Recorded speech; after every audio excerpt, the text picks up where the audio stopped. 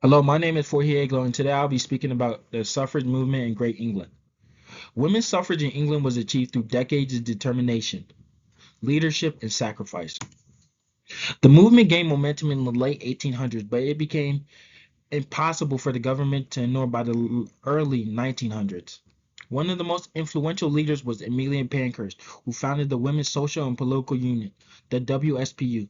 It became known for its bold strategies, marches, rallies, and acts of civil disobedience, all designed to draw attention to the injustice women faced.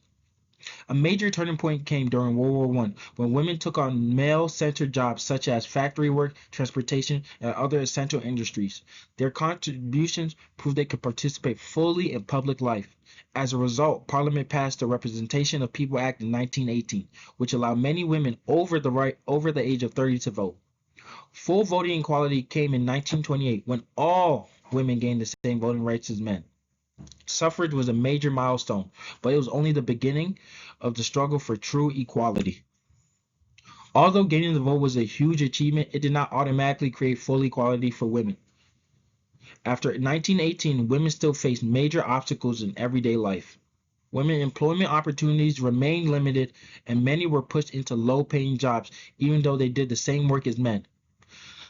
Social expectations were another barrier they faced. Many people believed a woman's proper role was at home, not in politics or in a career. Political representation also remained low for decades. Women could vote, but very few were elected to parliament or held leadership positions. So while suffrage opened the door, it did not change the deeper social and economic system that held women back. Much more work was needed to move the country toward true equality. Today, the United Kingdom has made significant progress, but gender inequality still exists in important ways. For example, the gender pay gap remains a major issue, especially for women of color. Women are also underrepresented in leadership roles in both government and business. Access to childcare and maternity leave is better than it was in the past, but not every family can afford high quality childcare. This makes it harder for women, especially working class women, to balance family and career. There are also inequalities based on class, race, and ethnicity. Women from minority groups often face discrimination and have fewer opportunities than white women from higher income backgrounds.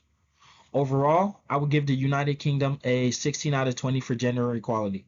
The country has made important progress in voting rights, education, and workplace protection, but the pay gap, leadership gap, and social barriers show that full equality has not yet been reached. These are my additional sources I use for my presentation. Thank you for watching.